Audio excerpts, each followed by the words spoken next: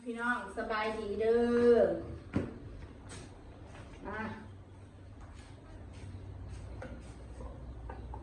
หุ่นสักผ่าฮักแล้วเจ็บหัวมันก็สบายไปไหนตื่นตั้งแต่ตีสามมากินมันอยู่นี่ทำเองนั่นใส่เซลอนน้ำต้มมาเซลอนใส่เนื้อวัวสดมาคนบ่มีเงินนะพี่น้องคนบ่มีเงินนี่กินต้มมาม่าเด้อพี่น้องเด้อผู้ใดถามนี่ถามสินกับเบิ่งแน่เด้อนี่เด้อผู้ใดมาคอมเมนต์ถามนี่ถามสินกับเบิ่งแน่ถามมีเงินหรือคือสิบ่กินดอกมาม่า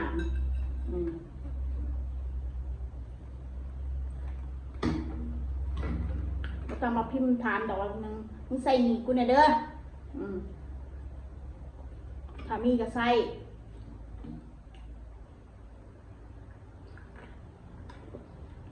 ต้องถาม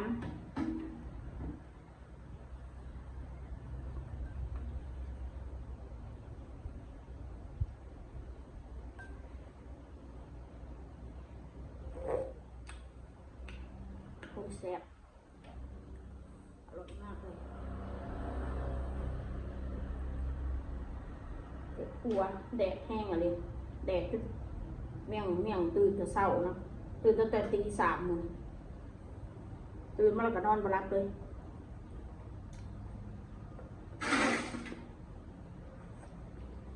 มาหน้าเขาเห็นแม่ตื่นก็ตื่นน้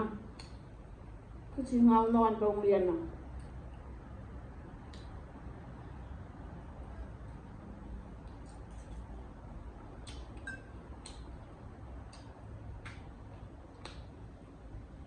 รู้สึกไม่สบายยังปวดหัว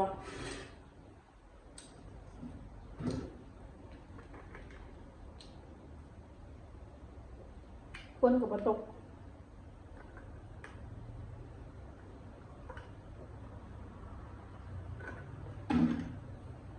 ปวดหัวคิดมาก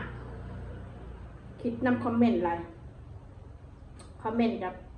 ดูเดือดสงสารกูเลยกว่ามินอย่างกันนะสงสารที่เกิดมาเป็นชีวิตกูแน่สู้กันได้สร้างกับที่สร้างงานกระดอกกระเดียดช่างจนฮอดเขากระดูกดำเด็กหนุนบ่ยืนหน้ามนุษย์นะ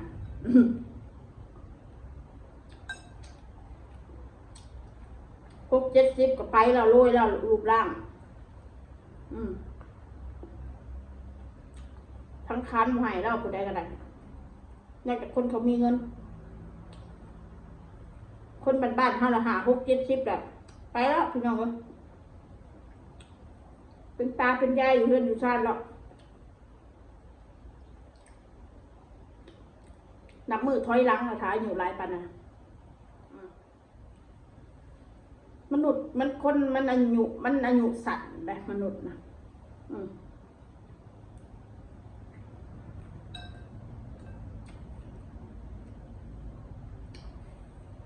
จะสรรหาอะไรทำมันบดีเจอคนอื่นเขานะ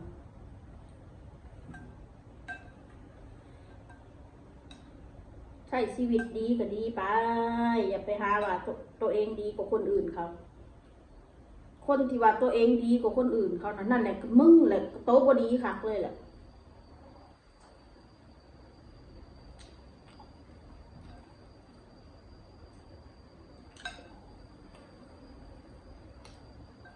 เว้าพื้นผู้นั่นเว้าพื้นผู้นี่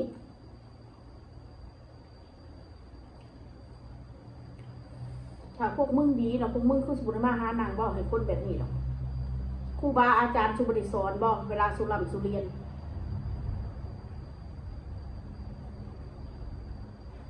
คือต้องมีเรียนการศึกษาไปดูผู้ใดกัน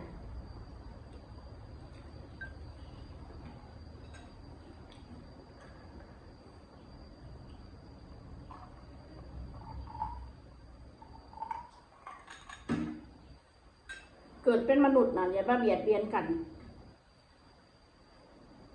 มีกินก็กินไปพัวได้พัวดีก็ดีไปได้พัวบ่ดีกับป้าแม่นโลดแค่นั้นแหละ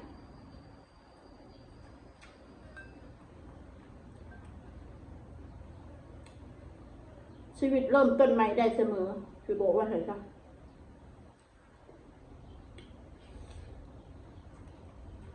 มีมือมีตีนสู่ก็สู่ไปเวลาคนเฮาเวลามันล่มมันก็ล่มแหละเวลามันบ่มีหยังก็คือบ่มีแหละคนเฮานะมันบ่แม่นสิมีได้ตลอดเพราะเฮาบ่ได้แม่นสิเกิดมาในตระกูลผู้หังผู้มี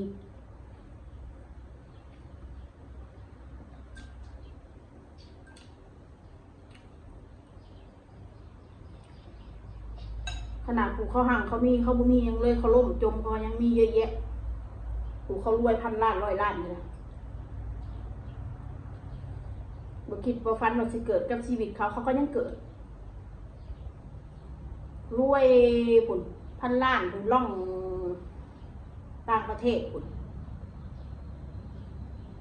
บัดสิตายเอาบัดเดียวคนเฮานะไอ้มันสิไปหูอนาคต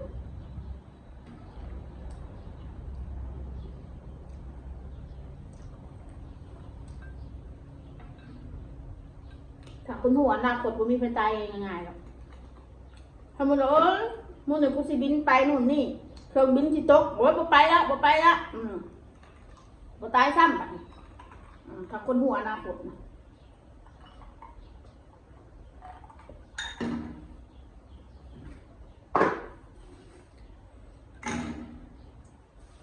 เหยียบไปก็แค่นั่นแหละสะใจไปก็แค่นั่นแหละมันได้แค่ชั่วข้ามชั่วคราวมันแค่เป็นแค่กูมีเพื่อนกูสนุกว่ะกูด่าครอบครัวนี้กูทำให้มึงไม่มีเพื่อนมีฝูงกูทำให้มึงชิบหายไววอดกูทำแล้วกูมีความสุขเขาเรียกโรคจิตวิปริตจิตแบบปกติ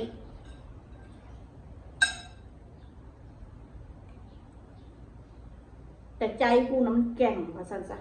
กูบ่มีพันกูบ่มีวันที่กูสิทอดถอยกับอีหยังไงได้ง่ายๆ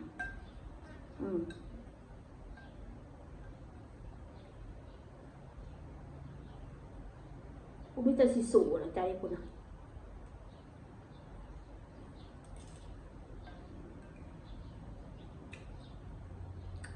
ลูกกูเท่านั้นที่เห็นให้กูเป็นแรงบันดาลใจที่ให้กูลุกสู่ขึ้นได้คนในโลกใบนี้ลูกกูที่หนึ่งที่สุดในหัวใจกูที่บอกไว้ซูมรู้ไว้ซะ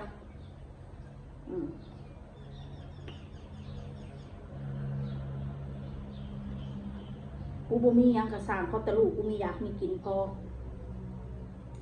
กูยอมเป็นหนี้ถ้าลูกกูมีอยากมีกินได้เรียนหนังสือ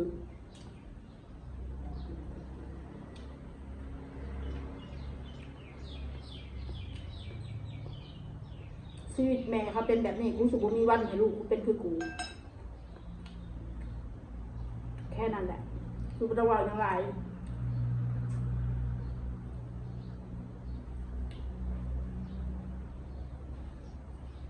กูสิเลี้ยงเท่าที่กูเลี้ยงเขาได้กูไม่ต้องมาดูถูกกูหรอก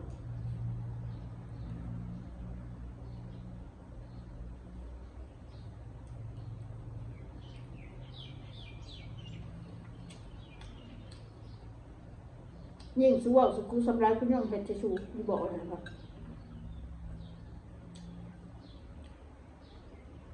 กูอยากกินยังกูก็กินคือนั่นไงกูอยากกินต้มมาม่ากูกิน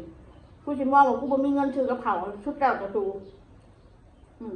บางทีอาจจะเป็นความคือสู้ว่าก็ได้การที่กูกินมาม่ากูไม่มีเงินจริงๆก็ได้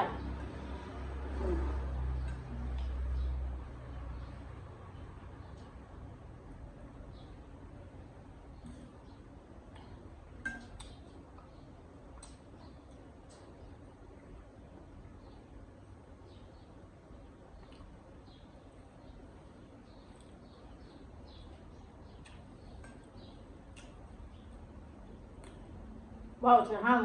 ไปอยู่ใช้กับหุบคือเก่าโซกระปกคือเก่าเลยสะอาดแต่สู้น่ะโซกระปกก็สร้างเลยอุปนิอยู่เรือนชุนเนาะ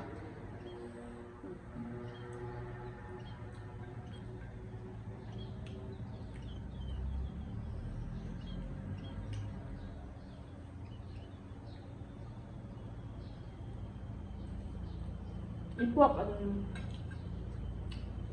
อยากให้คนตกต่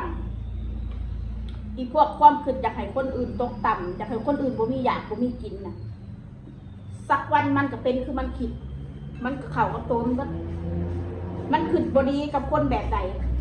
มันคิดคนอื่นว่าอยากให้คนอื่นมีแดดมันก็สิบ่มีแดดเงินก้อนวิจารณ์จะอยากแม้แต่การอยากการกินกันยังยากนำมึงกับสักวันมึงกับสิบ่มีกินคือกูแค่นั้นแหละเด้อพี่น้องสำหรับคลิปนี้ก็ลาไปก่อนจ้าสวัสดีค่ะ